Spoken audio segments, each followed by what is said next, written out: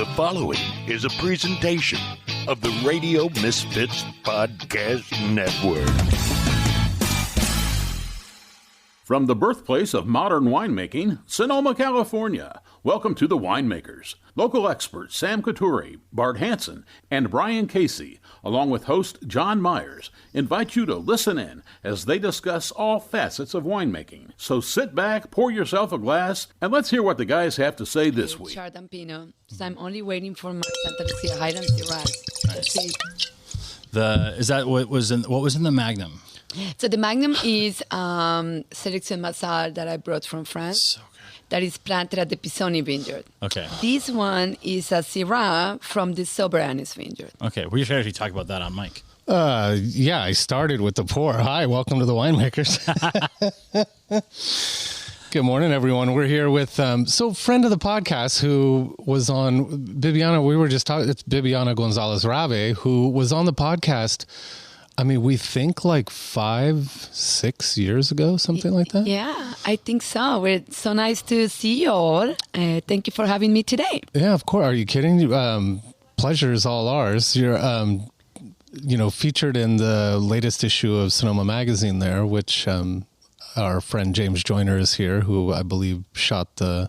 Yeah, so it's this is the continuation of a series this month where we partner with Sonoma Mag. So in the new Harvest issue of Sonoma Magazine, I have some winemaker profiles, the portraits of which I shot on black and white film and developed in their red wine, a red wine of their choosing. Bibiana was the first person that I photographed for it, and the only one I had to go back and do a second time because the wine was so good I drank it all and did. Just kidding. I screwed it up. No, there was... we had a little camera error, and then she was gracious enough to let me come back and reshoot. And in the process of reshooting, I learned that she also roasts coffee. And it is, as a guy from New England who likes a darker roast coffee, it is hands down the best coffee that I've had since I moved to California. I mean, the wine is amazing. The wine is incredible, but the coffee. Now, I do want to talk about the wine that I developed this shot in because it's available, if I remember correctly, only in Magnum. It's a Syrah. It's breathtaking. And can you tell me what that wine is? Yeah. So first of all, my name is Bibiana. I was born and raised in Medellin, Colombia, in South America. And weird enough, I started telling my parents that I wanted to make wine since I was 14 years old. Wow.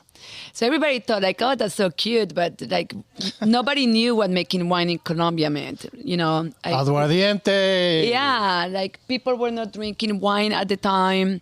I never got exposed to a vineyard in my life, and I just really, really wanted to make wine. I was obsessed with the process of making wine, right? Like you take grapes from a specific place, you make wine, you put in a bottle, and then you can wait 100 years and see something really 100 years. So that was my fascination, right? So I ended up going to France. I studied winemaking there. I lived in France for 6 years. I did 6 harvests in France. And one of the places that I worked at the first time was in the Rhone Valley, which is a region very known for Syrah. And for this region, I was just really fascinated about everything. Everything that this varietal has is just amazing to me. So when you came to me and said, hey, can we do this project of photographing you, but we also need a wine that we are really inspired for. And I really felt like the wine that you just mentioned, which is a wine under the Cattleya label. Cattleya is the national flower of Colombia and is only on Magnum. And I only made 1 barrel. So we only have 25 cases multiplied by 6. So it's like 120 bottles, right? So it's a very limited edition of this. And it's a Sélection Massal that I brought from France. So what Sélection Massal means is that you take cuttings from really old vines and then you develop it. So I brought it to the Santa Lucia Highlands, and my brother-in-law, Mark Pisoni, started developing these vines back in 2011. Wow. Well, I can say that it was definitely breathtaking, a standout wine for me. I mean, not just from this project, but in general, it was phenomenal. So hopefully there's more of it when I come to come by the winery next Yeah, time. where does that wine go? Does it only go to your wine club members? So we do mailing list members, but we also export a little bit. Like I would have 6 bottles going to Switzerland, and then we have some of our markets like California that some restaurants would have, a bottle here and there. But it's such a small allocation that, yes, I would say that a big part goes to our mailing list. But it's...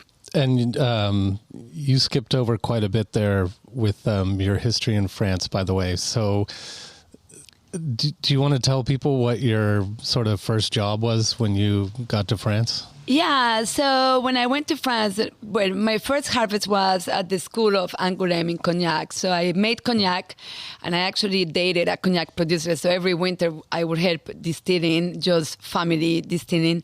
They sold their cognacs to Grand Marnier, so very, very old school producer of cognac. And then I went to the Rhone Valley, so I worked for Stephane Ogier and Domaine Clusel-Roch, which Stephane and I is funny because we are the same age, and I didn't know anything about wine or vineyards, and obviously he grew up on his multi-generation farm in Cote-Rotie. So he taught me a lot, and even today we are very good friends, and we just joke. I would send my kids to work with him, and he will send his kids to work for me. I will be a little bit more serious than him, so we will see if I send my 2 boys to be with him. He's dangerous. How old are your boys now? So they are 7 and 9. Okay. And then so then I went to... They must have been tiny when you were on the show. I know. The first time, how many years ago? Yeah, I think I was I think it was like 17 or 18. It was probably just after my second one was born. I think it was probably 17 or maybe 18. We were at John's house, right? Yes, we were. Yeah. Okay. It was a while ago. Yeah. Ancient history. Now, do you have them out working in the vineyard during harvest? What is that? Are your kids out working in the vineyard during harvest now? Are they wine conscripts? We don't do night harvest with them because, they still need to go to bed. But on the weekend, they definitely love to go to the winery. And they were helping me sampling the other day.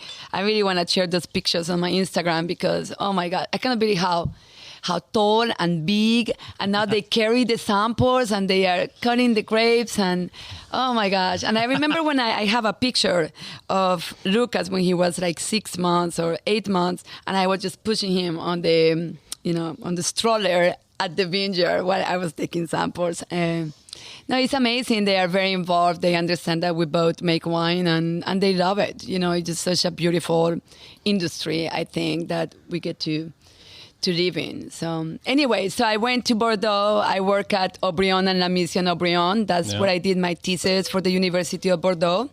On oxygen or something? It was... So it was actually, I really wanted to do a thesis about oxygen, but they were not doing it. So they say to me, we want to study the influence of mid-arrondage, which is when you have a really bad set. So the berries don't have seeds. And the seeds are the driver of hormones development for the fruit. So you need the seeds to have a berry properly developed with everything that we need, amino acids, nutrients, phenolics, aromatics.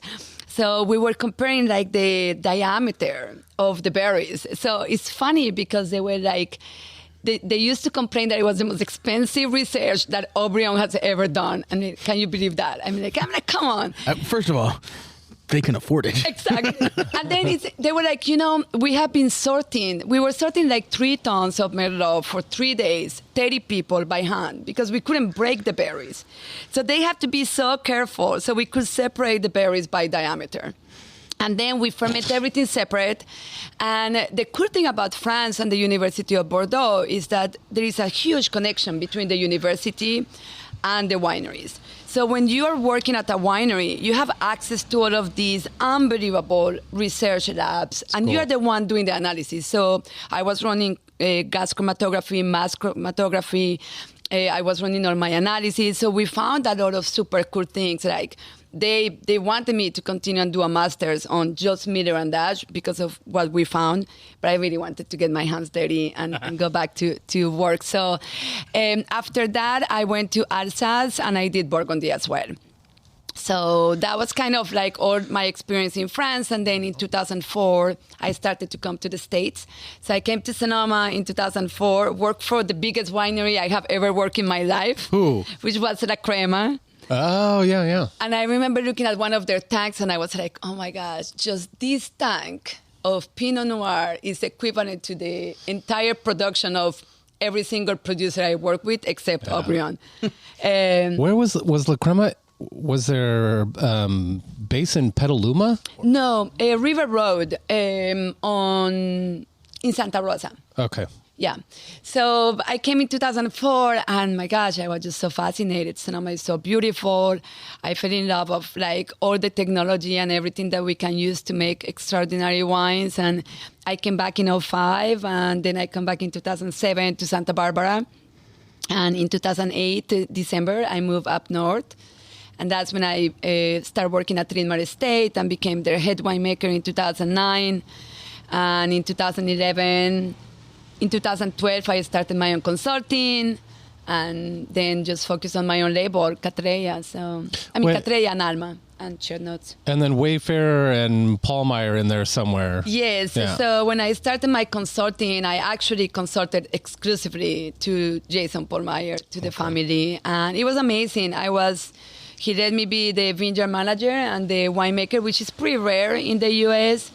It's more common here to have a viticulturist and to have a winemaker, which is very different in France because it's very normal that as the winemaker, you are the viticulturist and you are educated, trained, and gain expertise on both of them. So when I went to the vineyard in the coast, I was like, oh my God, this vineyard is beautiful, but it needs a lot of attention. You need to be there.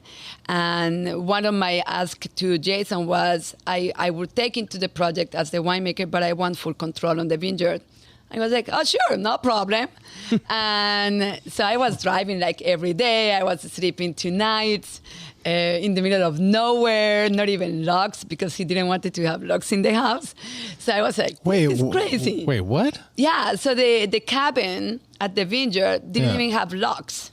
Right. Like, you could not lock the doors. Why didn't he want locks? Because he wanted, he just wanted. You live in the country and yeah, feel free. And I mean, he was right. I mean, not in ask my dad if he's ever had a house key in it, So no, it was really amazing. And I mean, I love that property and we were able to make really extraordinary wines. And at the same time, Cattleya was growing quite a bit and Alma de Cattleya grew a lot. Were you making your wine at Pahlmeyer? No. I have always made the Cattleya wines at my husband's winery in Santa Rosa and Runner Park. So, Runner Park? Yeah. Where?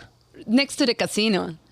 No kidding. I had no idea there was a wine production facility there. But I brought this wine. We should open it so you guys can taste it. Please. Hi, Sam.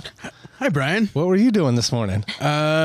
Picking steel plow, Grenache, and Mourvedre for rosé. Oh, nice. Oh, yeah. Perfect. Yeah. What we have on the table. I thought you knew because that's what you have on the table. It is hold some breakfast wine. That's all. It's the 23 is 75-25. Yeah. We'll probably be pretty close to that based on what we picked this morning. Yeah. You look a little tired. Yeah, I'm a little tired. It's all good. Yeah. It's that time of year. How come Bibiana doesn't look tired? You know why? Because she has her own coffee company now. You got it. I've heard, and hoping that maybe we get to try some at some point in the near future. I think we need to buy some. We need. It's super small production. The feeling I'm getting is you need to put an order in. Can we get an allocation? It sounds like she roasts to order or something. We roast to order. So we are really obsessed about the freshness. Take my money. Of the coffee. As you can imagine, it's only Colombian coffee. So we don't do anything else than Colombian. Yeah. And sorry, I know you're just opening a bottle of wine, but we gotta let the Pinot Noir. It's a 22. Let's let it breathe a second. Yeah, how did the coffee thing come along? Yeah, it's harvest. I'm way more interested in coffee than wine. So the real story, when I was thinking about making wine in Colombia, I thought I was going to make wine in Colombia. So I was like, oh, this is so cool. I'm going to learn about winemaking. I'm going to come back to Colombia and I'm going to be on the countryside. I'm going to develop my farm and I'm going to educate every single family and kid that grows next to the farm. Yep. And then I went to France. And I was like, oops, we do not have winter in Colombia. We do not have seasons, which is hard to imagine when you grow up in a country with seasons. And I didn't know that you need winter and you need vines to go dormant to really produce great quality grapes. No. And I became obsessed with making exceptional wines. I was very lucky. I worked for some of the best producers in France on different appellations. And I was not going to just go back to Colombia and plant something and lie to people because we don't have winter, so it's not going to happen. Hard to go from Haut-Brion and Burgundy to Colombia, tropical, making wine in the tropical. Yeah. So what happened to me was I was a little bit sad that I could not give to my country kind of the knowledge that I have. But I have always been a huge coffee drinker. I mean, I could drink 10 cups of coffee a day, no problem. And before going to bed, I would take an espresso, no problem. Until 100%, I'm with you. The old bedtime espresso, nothing better. I cannot do it now, but I used to, like, espresso before bedtime, go to bed, no problem. So I one day I told my husband, I said, like, Jeff, we should really buy a coffee farm in Colombia. He said, like, who is going to farm it? Like, who is going to be there? And I was like, well, we can just partner with somebody. And he was like, oh, my goodness, Bibiana, why don't we... Go to bed. Yeah, go to bed, Bibiana. No, he actually didn't say that, but he said, okay, if you're really serious about this, what about we start bringing green beans and we roast it and we see if you really are interested on it. Like if we are really going to take it serious. So in 2019... I met this gentleman that procures coffee directly from the farm. So it's like fair trade, direct to the farm. He supports the farms on their production. He selects the coffee, and then he brings it to me, right? So there is like no intermediate. There is no distribution in between. There is really a very close connection. We know the farm. We know the people. But it's a lot of very small farms. So this is really like the same story as wine.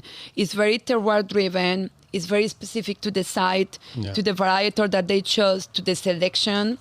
Many people do not know that actually coffee has to go through fermentation to become coffee. So you have a cherry, which is what people see on all the pictures when you go to Starbucks, right? It's a red cherry. And you have to ferment to take the pulp out and to get the seed. What we drink is the seed of the plant. So how do they do that? So you have to ferment it. So the traditional way is they prune these tanks where you put water and Saccharomyces, which is the same yeast that makes wine, helps to degrade a little bit this pulp, so then they can remove it with a machine that removes the pulp. So number one, Saccharomyces is responsible for us to be able to drink coffee. They are changing a lot of things. They are trying carbonic maceration, and they are trying dry. So they are all of these new ways of doing coffee where people is doing more of drying the cherries to remove the pulp. It's a different process. It has a little bit different flavor profile. But the world of coffee is changing to a completely different level today. Do different yeast strains change the flavor of the wine like they would with... of the coffee like they would with wine? Yeah, so a lot of people don't inoculate. Right. So that's becoming a new thing, right? Oh, like you can inoculate with our yeast, like Scott Labs. Yeah. Which is our lab where a lot of people buy yeast from them. They are in Mexico, Ethiopia, Africa, Colombia, in all of these countries promoting their products. So actually I know a woman that studied enology in Davis, and now she's a coffee consultant, and she was traveling for Scott's Labs to promote the yeast on the coffee business. It's a very archaic, very old school system still. Like people don't know why putting the cherries in water allows them to remove the pulp. Like many people didn't know that you are actually fermenting it. But it's only like for a period of 15 to 24 hours, or it's a very short, it's no more than a day or 2 days. But that's enough to... And so what form do you get it in? So we get the beans green. So they are green, but they are dry. I mean, it's the seed. Or the coffee bean. And then we roast it. So that is the beauty of... Okay, hold on a minute. So... Your husband says, no, let's have him bring the beans here and we're going to roast it. How do you find someplace that's going to roast? You're not doing this in your oven at home. No. So before we were using a local coffee shop that had a very small roaster. So we knew we could roast small quantities because we don't get more than 2 or 3 sacks per farm, which is very little. How much is in a pound? 70 kilos. Okay. So like 150 pounds. Okay. They're super heavy. Hey Siri, how many pounds is 70 kilos? Siri's tired today too.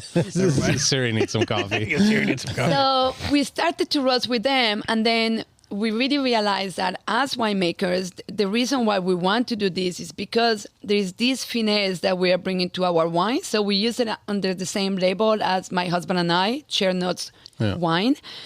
And we really wanted to focus on light roast, acidity. So acidity is what defines the quality of coffee. For me, a lot of my wines are driven by acidity. I care way more about acidity, pH, and balance than alcohol. I love you, Bibiana. So thank you. So that's why, like for me, everything makes so much sense. And then I really think that a little bit on the back of my mind and my hope is that one day we can, I would love my boys to be able to farm in Colombia and to farm here if it's possible, if we can make it happen. And we know so much about agriculture. It's really unbelievable. I feel like if I own a coffee farm, we would be probably producing some of the most unbelievable coffees in the world.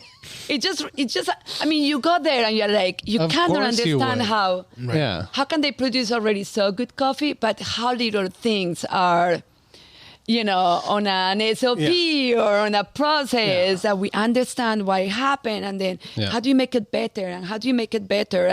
And the coffee business for me is just really fascinating. But we are because you were asking, yes, we try to roast on demand. So many times when you get a bag cheap from us for your subscription, we roast it either that morning I'm subscribing right now. or the day before or 3 days before. So we try to not have roasted beans. We never have roasted beans more than 2 weeks or 3 weeks. It all depends on how much we have to roast. Like if someone were to buy beans in a store, how long do you, like in a normal like Safeway or something, how long have those beans been sitting there? Oh, you don't want to know. So, there are local coffee suppliers that put their roast date That's what we do on the bag. So, if you're ever buying, if you're a coffee nerd, if you're at Whole Foods and Oliver's Sonoma Market, you can, and I'll like find the one that I want and then look at every bag and beans and then grind it yourself. Usually,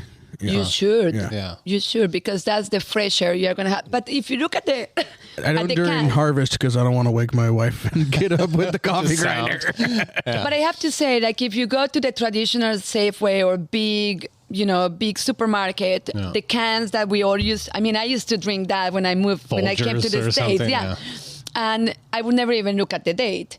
Those beans, because that's already grinded for you, right? It's for drip coffee, grinded on a can. That can be 6 months to a year old. Yeah. I thought you were going to say 6 years old, and I wasn't going to be shocked at all. There is no perishable time for coffee. It just, as you grind it, you are already losing a lot of the humidity. You lose a lot of the flavors. So the best thing to do. It's oxidizing, right? Just like anything else. Okay, so now I'm totally. There's people that are total coffee nerds. I'm assuming this is like, and then there's people that are like, like a lot of people that go buy ground beef at the store where they just assume ground beef comes on a piece of styrofoam wrapped in plastic. Know nothing about the coffee. Right. Yeah, exactly. So okay, I'm kind of in the middle. Like I think I get good coffee. I use a French press. That's great. Okay, what do you use? You use a French press. Yes, I'm in there. Yeah. Ideally, pour over is the best. But the time that it takes, I'm a mom of 2 boys. Yeah. I'm a pretty busy person. Yeah, you are. I don't have the risk of allowing myself the 30 minutes ritual, because if you want to do it right, you have to have the water at the right temperature. You need to keep your boiler or whatever you use for your water at the right temperature. 200. I put mine at 202. Yeah. Just because I figure it's going to lose a couple degrees as I'm pouring it. Yeah. And then you have to go around, and then you have to hydrate the first, what they call the bloom of the beans. And then you do, the grinds. And then, we can talk for hours. I know. Welcome to the Coffee Makers Podcast.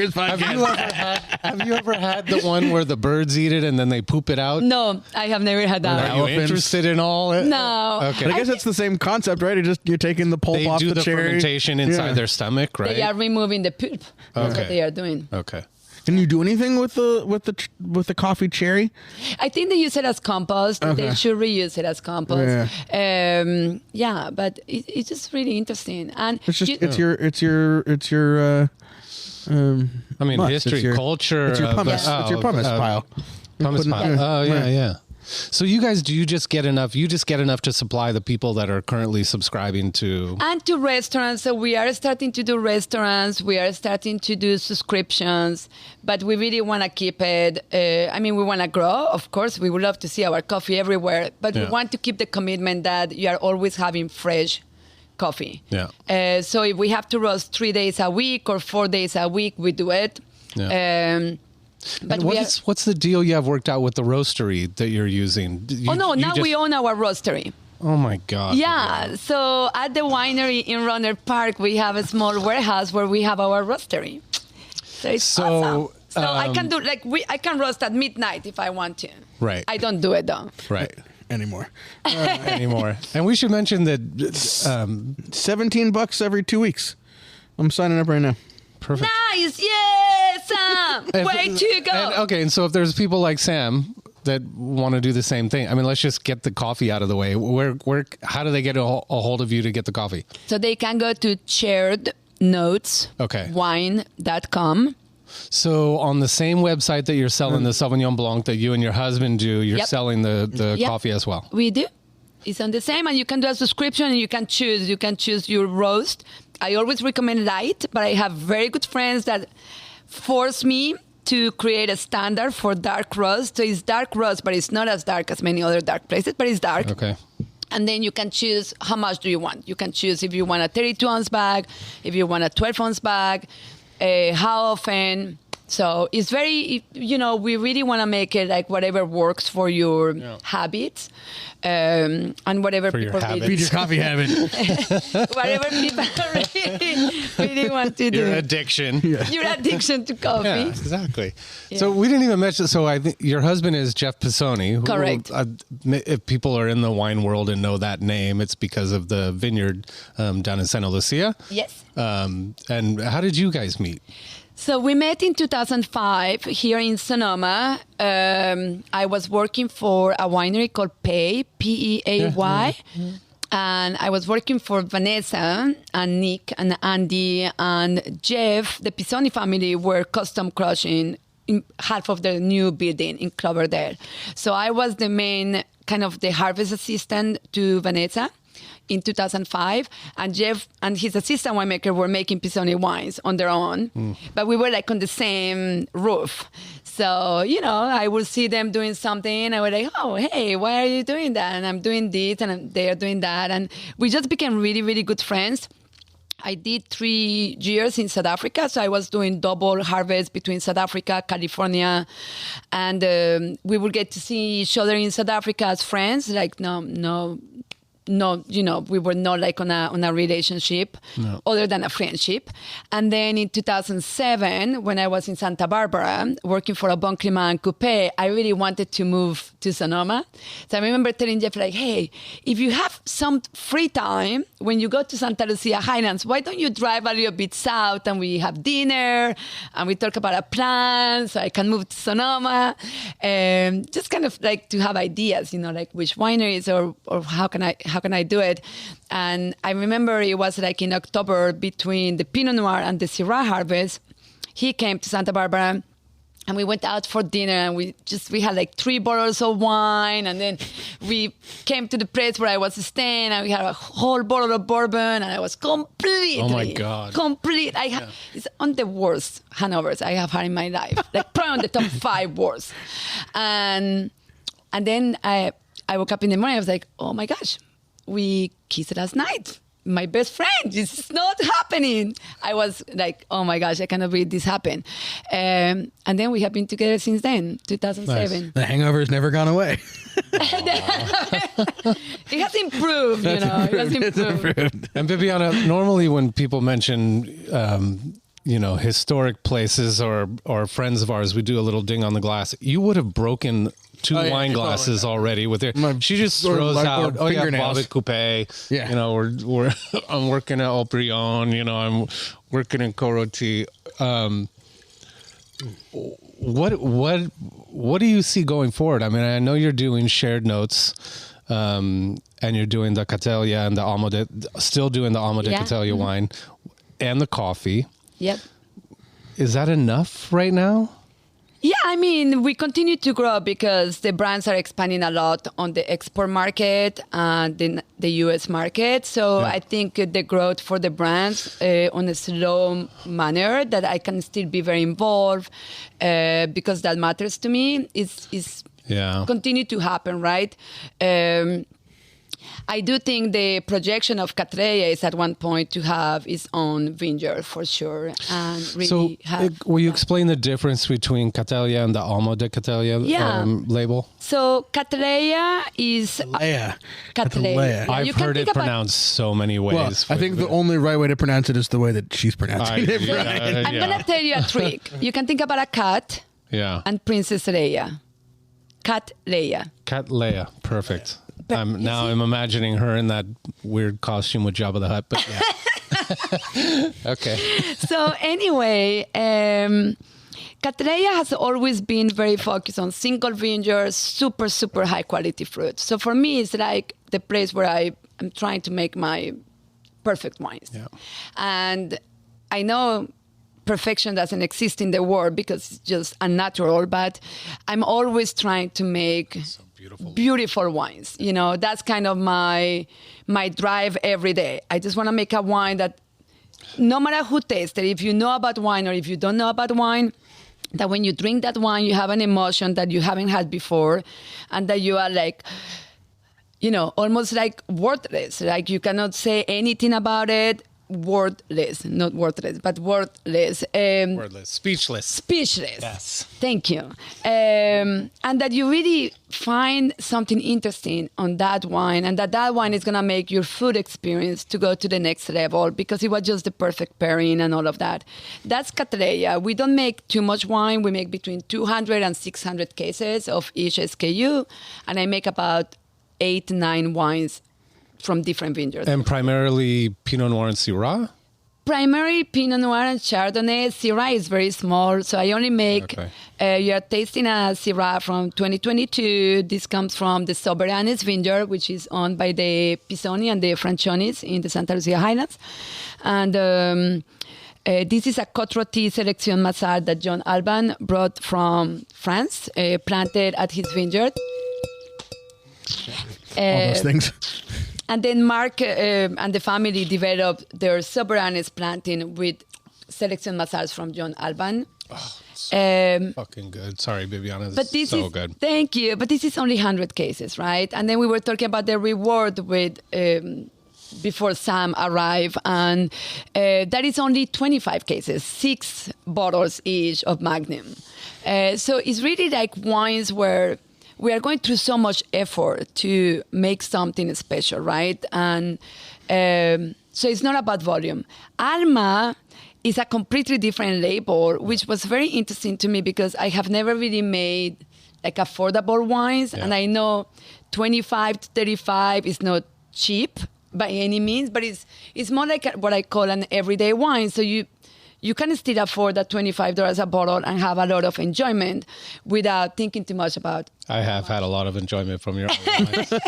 Thank you. I think I was getting it at Costco at one point. Yeah. So, it's very interesting because my distributor in California would present the wines, and they would take like 100 cases of one of the Alma wines, and they bring it in, and it goes away. And to be honest with you, I'm a family of 4, so we definitely love going to Costco. I buy my champagne at Costco. Yeah. We buy salmon, meat, chicken, everything. I love the quality and the standards. They are so high. Yeah. And their margins are really low. That's their commitment to the consumer. So I love to have my wines everywhere. I really think that I have never been a snob about, I'm only going to be mailing list with Alma. Right. Why? If what I want is people to find Alma everywhere and to enjoy the wine. So Alma is now 12,000 cases.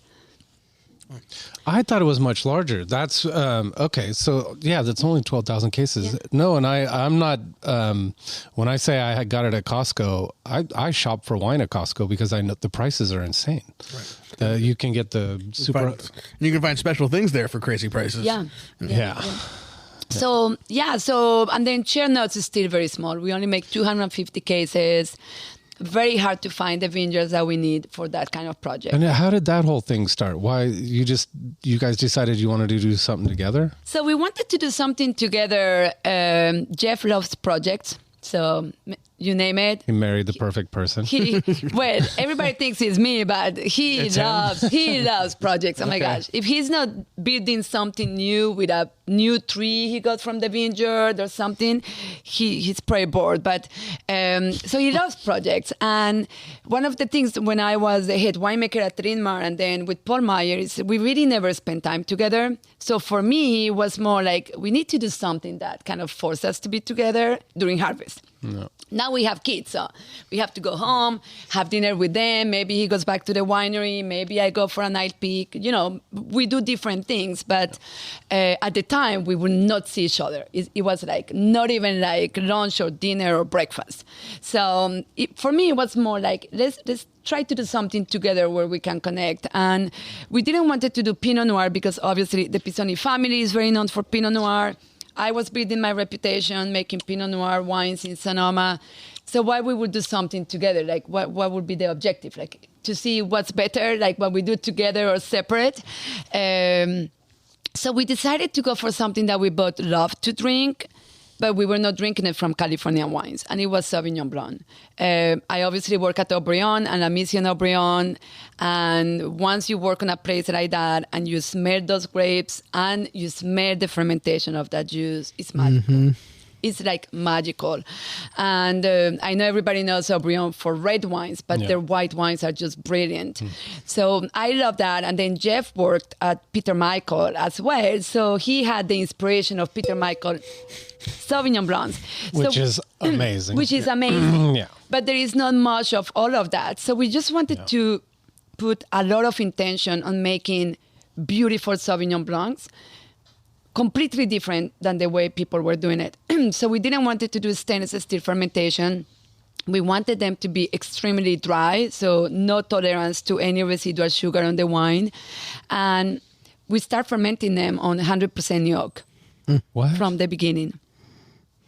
And is that something that they do at Haut-Brion? They use a lot of new oak. They don't do 100%, but They're also making way more. Yeah. They are making way more, and they charge $1,500 per bottle. But what a fucking business model! Are you serious? Yeah. If you want to buy a bottle of Haut-Brion white, if you buy on Premier, it might be $900. If you buy it post market value.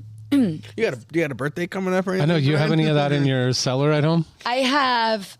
Here we go. So whatever I got when I work at Haut-Brion, still in France. So they give you a bottle per month you work. And I work 6 months with them. And that's it? No cash? Right. Oh, no, they pay you. $1,000 a month. Oh, man. Just feed me and give me a place bottle. to sleep. They pay me too.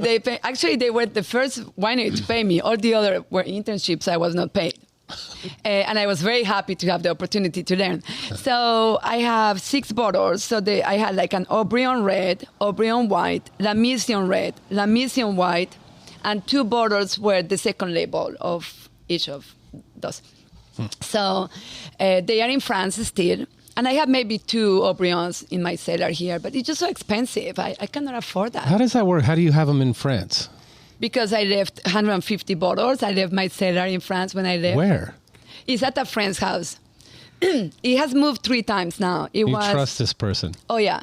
Oh, okay. I trust him a lot. He even, I mean, if you know French people, oh my gosh, this is the cutest thing. So I had to move my cellar this summer from a couple of friends of a friend of mine that are getting old. And they were like, well, if, you know, if they die, or is this going to go? Right. And then I asked a friend of mine that is a cognac producer, really like 5th, 6th generation cognac producers from Grand Champagne. And I asked Olivier if he could help my friend, pick up my wine and store it at his cellar. And then they sent me this video, and it's just so French. He's taking every single bottle, put it on the box, like with the most tender care. Like, precious cargo. I couldn't believe it. And then he'd say, Bibiana, your wine is going to age next to our cognac. So they have different cognac cellars. So they have one that is really cold and good humidity. And then they have others that are warmer with less humidity, because you are trying to play with the evaporation of alcohol and water on the eau de vie. When you are aging eau de vie for a very long time, it's a completely different thing. And they alternate? Yes, because the idea is that in 40 years, your alcohol comes from 70 to 40 naturally.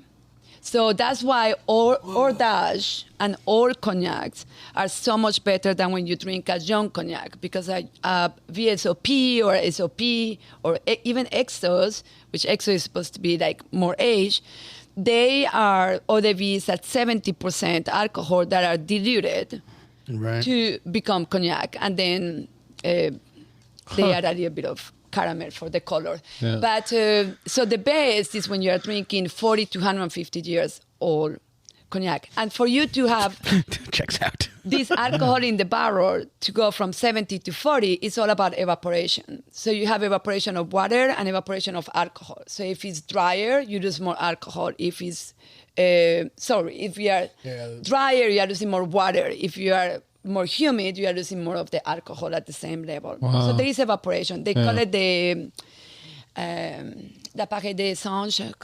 How do you say that in English? The angels. The angel share. Angel share. The angel share. Yeah, okay.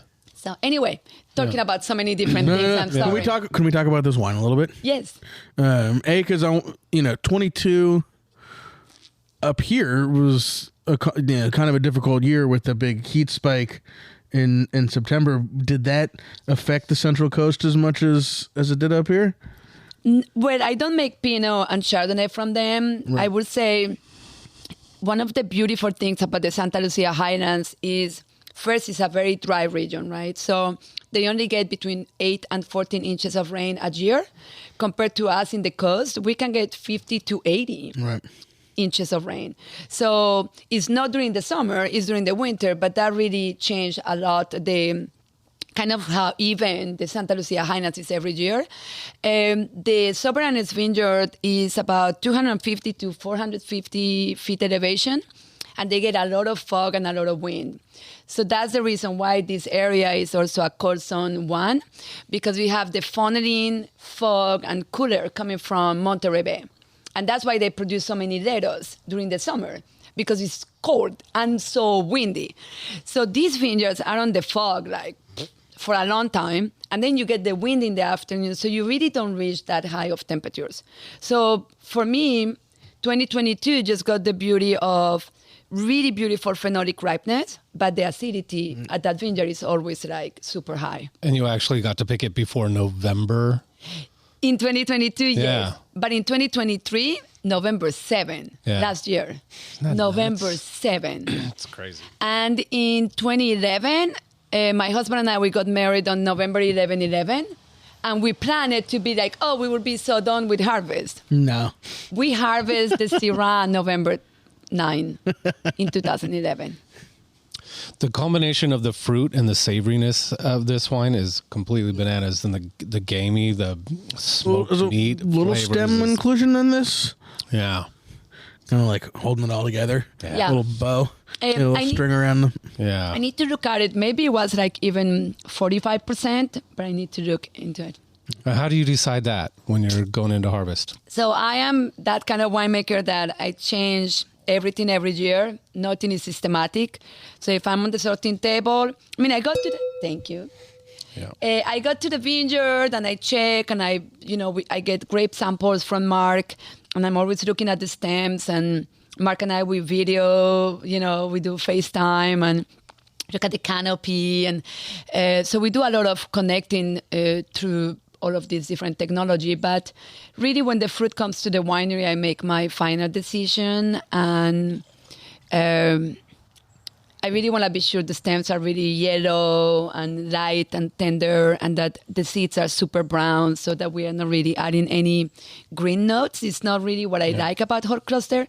So it adds this kind of tannin, different tannin composition, but it's not green at all. You still have a very beautiful red fruit, cassis, with some, licorice on it, and floral notes, but it's not green. So totally. I like to play. And some years I do 0, and some years I have gone up to 50%, but that's the maximum I have done. Yeah.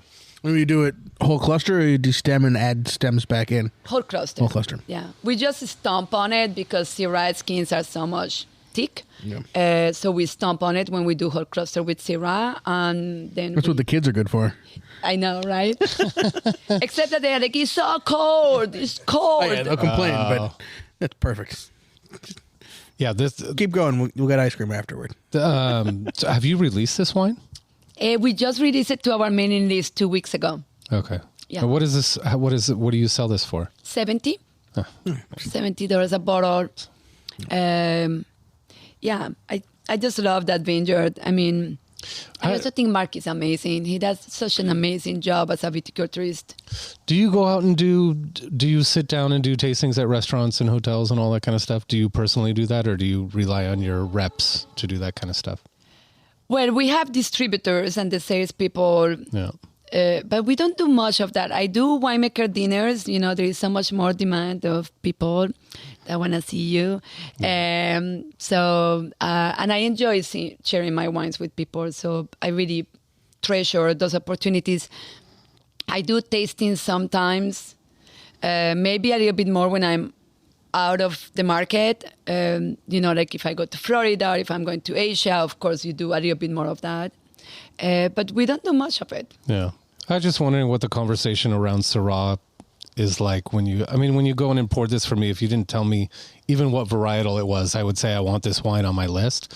But Syrah is one of those grapes that it seems like just goes up and down with people's, with the consumers. Oh, that was your question. Yeah, it's very interesting because I love to put my Syrah next to the most expensive Napa Cabernets. Yeah.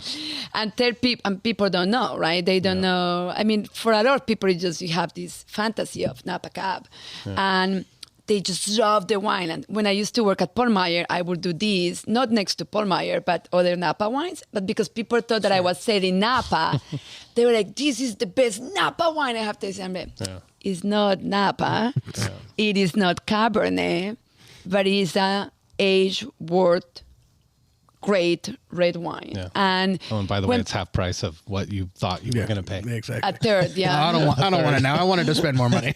And also, just think about Cote-Rotie, right? Or Hermitage. People buy those bottles at a restaurant for $800 a bottle. Yeah. It's the same. It's Syrah. But they think they are drinking Cote-Rotie as if Cote-Rotie is a varietal or, something specific. So I think it's changing a little bit. I think when people want to adventure, and I really think the restaurants that hand sell, that have great soms, are definitely signing up for this kind of wines, and they love it.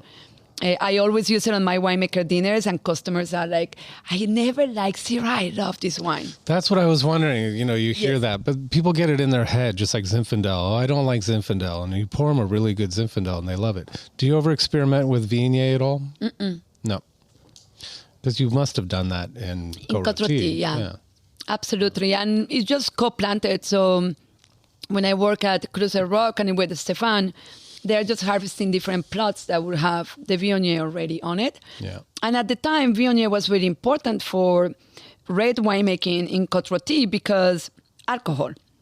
So the They Viognier needed the sugar. was giving you the sugar, while your Syrah was potential alcohol 11.5.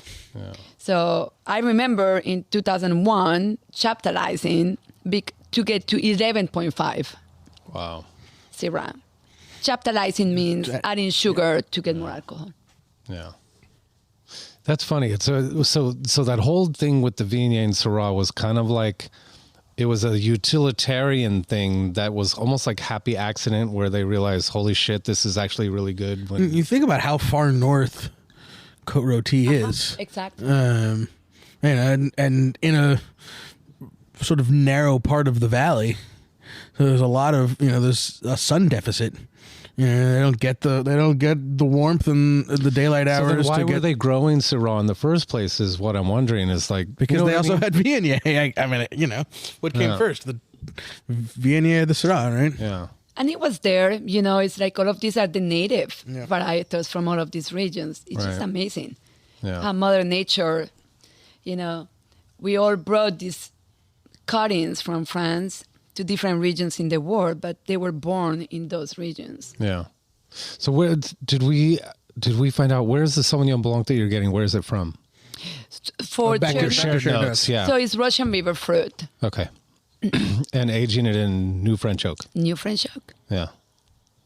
unfined, unfiltered, and no malo. Oh, I gotta try this. How much is a bottle of that? 85. $85, and we can go on the same. We can get the coffee and the Sauvignon You got Blanc your, at the your same entire time. day Yes. covered. One charge. You so I can can get it. explain that Yep. to our wives. Right. Yeah. No, it's our coffee subscription. It's coffee in the morning, wine in the afternoon. Just don't mix them up. Okay. That's it. What have you been doing the last week? Harvesting grapes. Yeah. Harvesting grapes and just really following the fermenters. And I mean, I don't know Sam, but it's a beautiful vintage. It's an amazing vintage so far. I think we got a Sauvignon Blanc for shared notes, and we got the fruit, and I'm at the press, and I'm telling Jeff, like, this is the best juice we have got. And we have been making from that vineyard wine for 15 years now. And I was like, I cannot believe this. And the Chardonnay, like the juice and the samples and Pinot, the color, the so pure, it's so pristine, it's beautiful right now. And I never thought about a harvest. Yeah. I think 2019, a lot of similarities to 2019 so far. Bigger crop, but not huge. Low pHs. Yeah. Warm summer. There's gonna be some sugar out there, but so far so good. Yeah. Knock on wood. So that's what I have been doing, and we roast. So copying new farm. So we are starting a new farm next week from an indigenous community in Tolima, in another region of Colombia. So yeah, And do you go home often? I wish. My sister was asking you mean me like this- her actual, or like Yeah. going home to Colombia, No, or does to Colombia, does she yeah. actually get to her house? Not this time of year. I'm assuming not. Okay, just for dinner. Just to make an espresso. just to make an espresso. Part of my desire with the coffee business is that I would, have enough reasons to go more often. Yeah. But we go at least once a year. But I would love to go every 3 months if I could. But Yeah. it's tough. I have the boys that obviously I'm very involved on their life every day, and Yeah. even when I leave for one night, they say, "Why are you leaving?" Aw. So we get like second and fourth grade going. What Yes, grade? Okay. you're right. Yeah, and they are going to the French American school in Santa Rosa, which Oh, nice. is super cool. Are you guys in Napa? Sonoma, You're- Santa Rosa. You're in Santa Rosa? Yeah. Okay, cool. Yeah, Thank you for taking a little time out of your day. of course. Thank Yeah, you for having appreciate me. it. Crazy time of year. And How much more do you got to go? I only have the Santa Lucia Highland Shiraz out. Okay, all the pinots, everything's Yeah, in. everything is in. Very good. oh, so you got like 2 months until you get to go pick. You I get a hope little not. break. They are sending me a sample tonight, and I'm like anxious to see what it is. No, everything's way earlier than it was last year. That's for sure. Oh yeah, Yeah. a month I would say. Yeah, exactly. If people want to get some of your wine sent to their house, Yeah. They just go on your website, and do they have to be, is it mailing list or specifically a club? No, so we only do mailing list. I have always been a big proponent of, I make my wines available and you get to choose what you want, not so much wine clubs or allocations. So when we release wines, as long as we have them available, they are available on the website. And when we sell out, we remove the one from the website. So cool. Yeah, pretty easy. Yeah, I think I've had pretty much everything. The Rosé is beautiful. The Sauvignon Blanc is beautiful. The Syrah is amazing. Pinot is amazing. Yeah, I mean, if you're a wine lover. Now it's just time to get into the coffee. I haven't had the coffee. I know. It's my next fix from Bibiana. Yeah. Cool. Anything you want to talk about? Anything you want to promote that's going on in your life? No, I think, the Cattleya wines are definitely a treat. If anybody's looking for really special wines, I really think they are made in such a way with so much purpose. I think they are very special. But Alma wines are just everyday, easy, and shared notes. If you really love Sauvignon Blanc and you love French Sauvignon Blanc, you would love to try them. They are exceptional. And I mean, we hope those wines will age 40, 50, 60 years and still be pretty cool. The Sauvignon Blanc. Yeah. Never had a 50-year-old Sauvignon Blanc. I haven't either. I want to ask. Now I have a goal. We need to ask. Do you know Philippe at Stone Edge Farm? No. The Stone Edge Winery? Yeah. He's big into white Bordeaux. Yeah. So aged Bordeaux in general. Yeah. Okay. Oh my gosh. Obviously when I was at Haut-Brion and at Mission Haut-Brion, we get to taste when they do vertical tastings or critics tastings, they will let us taste the wines after. Yeah. And I tasted in the 60s and the 50s Sauvignon Blancs. They were unbelievable. I did a trip with Jeff to the Val de Loire when we were planning on starting Chair Notes. And we went to a winery called Vacheron, which is very known in the U.S., and we got to taste with the two cousins, and they have these bottles that are from their cellar without labels, but they chalk, they know what vintage is. Right. And then we are drinking, and they are like, well, what do you guess is the vintage? And we were like, so we were there in 2011, I guess. And we were maybe 2002, 2003. It was like a 1973. Oh, my God. And we couldn't believe it. Yeah. So I really think when Sauvignon Blanc is made well, with the acidity you have, it's just, it's beautiful. It's just a great experience of complexity. Some of the oldest Sauvignon Blancs I've had are from the Islay Vineyard from Araujo. And there's a thing, it gets to about 10 years old, and it you get that nuttiness, but it also it takes on, my favorite aged Sauvignon, it smells like Parmesan cheese. And just has that sort of reduction. Yeah, I just fucking love that. Yeah. Awesome. Where are you off to now? Back to the winery. Back to the winery. Hit stop on that button so we can go back to the winery. So if you guys want to get a hold of the wines, if you don't know how to spell it, it's Cattleya, and just search it, and you can Cattleya. Look at the two of you. I mean, I'm going to make a video we're of the two of you saying it. Slow learners, but we're learners. Yeah.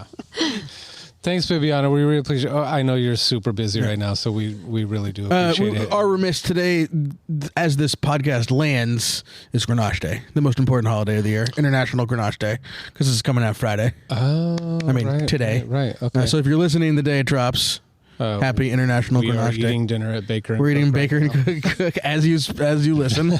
Our dinner's better than your dinner. Yes. Sorry. And all kinds of other things going on. Bone Diggers, October 6th at the Barn, Vinyl Sunday. Tickets are available now as you listen. Cool. And I'm kind of confused. Are they related to Paul Simon, or they play Paul Simon? No, these songs? are it's Reed Mathis and Lebo, a bunch of people from ALO, sort of like a all-star band. Okay. And they call themselves a funky Paul Simon dance party. So it's Paul Simon songs that they're sort of like jamming out and extending and making weird. And Jennifer Freebairn, if you're a Lassiter family wine aficionado, she's head of sales over there. She's putting together a band, Jennifer Freebairn and friends, for our opening act. Cool. And Fiorella doing the food. Ali Kai. Awesome. It's going to be awesome. Get your tickets now. Cool. If you're a wine club member, find out what our secret code is so you get your discount. The secret code. Phil sent me members. Find your secret code. Yeah. All right.